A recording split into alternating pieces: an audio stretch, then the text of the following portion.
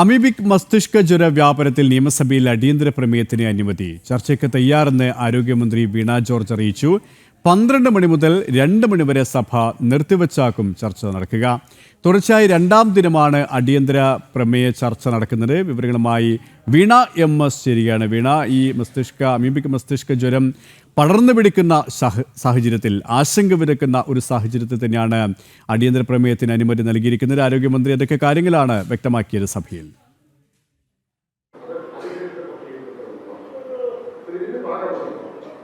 K P. Suresh, ഇത് വളരെ പൊതുജന ആരോഗ്യത്തെ ബാധിക്കുന്ന പ്രധാനപ്പെട്ട ഒരു വിഷയമാണ്. ഈ വിഷയമാണ് ഇന്ന് സഭാ നടപടികൾ നിർത്തിവെച്ച് അടിയന്തരമായി ചർച്ച ചെയ്യണമെന്ന ആവശ്യം പ്രതിപക്ഷം മുന്നോട്ട് വെച്ചത്. എന്നാൽ ഈ ഒരു വിഷയം അവതരിപ്പിച്ചപ്പോൾ തന്നെയാണ് ആരോഗ്യ വകുപ്പിനെതിരെ തെറ്റായ ചില പ്രചാരണങ്ങൾ നടക്കുന്നു എന്ന തരത്തിലാണ് ആരോഗ്യമന്ത്രി നിലപാട് അറിയിച്ചത്. ഒപ്പം തന്നെ ഈ വിഷയത്തിൽ കൃത്യമായ ചർച്ചയ്ക്ക് തയ്യാറാണെന്നും ആരോഗ്യമന്ത്രി അറിയിച്ചു. ഇന്ന് 2ാം ദിനമാണ് സഭയിൽ ഇത്തരത്തിലുള്ളൊരു ചർച്ച നടക്കുന്നത്. കഴിഞ്ഞ ദിവസവും ഇത്തരത്തിലുള്ള, അതായത് പോലീസിലെ കസ്റ്റഡി മരണങ്ങളെ സംബന്ധിച്ചുള്ള ഒരു വിഷയം ചർച്ച ചെയ്തിരുന്നു. പൊതുവെ ഈ ഒരു സഭാകാലം ഇതിപ്പോൾ 3ാം ദിവസമാണ്. നമ്മൾ പരിശോധിക്കുകയാണെങ്കിൽ കഴിഞ്ഞ ദിവസവും വിശദീകരണങ്ങൾ ചോദിക്കുമ്പോൾ സർക്കാരിൻ്റെ ഭാഗത്തു നിന്നും മുഖ്യമന്ത്രിയുടെ ഭാഗത്തു നിന്നും വിശദീകരണങ്ങൾ നിരത്താൻ അവർ ബാധ്യസ്ഥരാണ്. എന്നാൽ പോലും കാട് കയറി രാഷ്ട്രീയം ചർച്ച ചെയ്യുന്ന ഒരു സാഹചര്യമാണ് കഴിഞ്ഞ ദിവസവും ഉണ്ടായിരുന്നത്.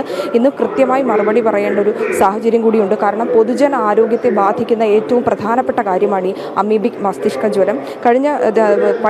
നമ്മൾ ഈ ഒരു അമീബിക് മസ്തിഷ്ക ജ്വരവുമായി ബന്ധപ്പെട്ട് സംസ്ഥാനത്ത് റിപ്പോർട്ട് ചെയ്ത കേസുകൾ പരിശോധിച്ചാൽ ഈ വർഷം റിപ്പോർട്ട് ചെയ്തത് 71 കേസുകളാണ്. അതിൽ 26 ആക്റ്റീവ് കേസുകൾ ഇപ്പോഴും നിലനിൽക്കുന്നുണ്ട്. പ്രധാനമായും തിരുവനന്തപുരം, കോഴിക്കോട്, തൃശ്ശൂർ ജില്ലകളിലാണ് ഈ കേസുകൾ റിപ്പോർട്ട് ചെയ്യപ്പെട്ടത്.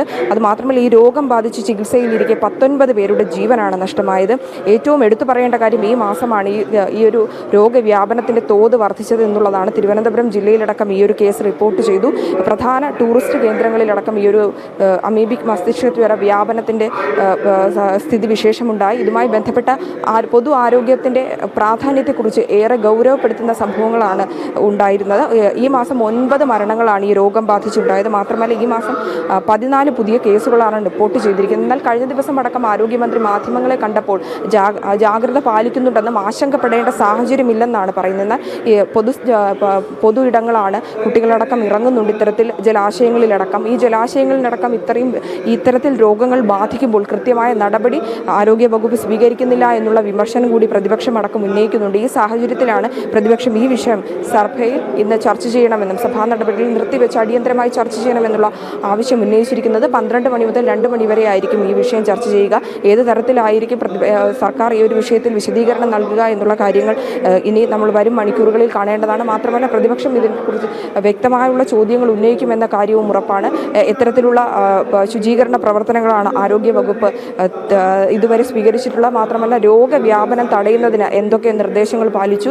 അതുമാത്രമല്ല, ഈ പൊതുവായിട്ടുള്ള ഈ ജലാശയങ്ങൾ അത് ശുചിയാക്കുന്നതിൻ്റെ ക്രമീകരണങ്ങൾ ഏതൊക്കെയാണ്? ഈ ചികിത്സയിലിരിക്കുന്നവരുടെ ആരോഗ്യനില എങ്ങനെയാണ്?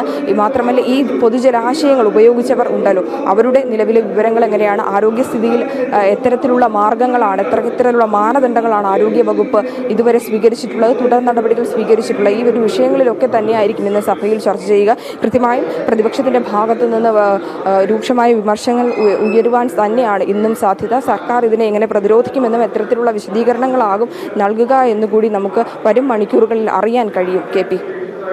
നിയമസഭയിൽ നിന്നും വീണ MS ആണ് വിശദാംശങ്ങൾ.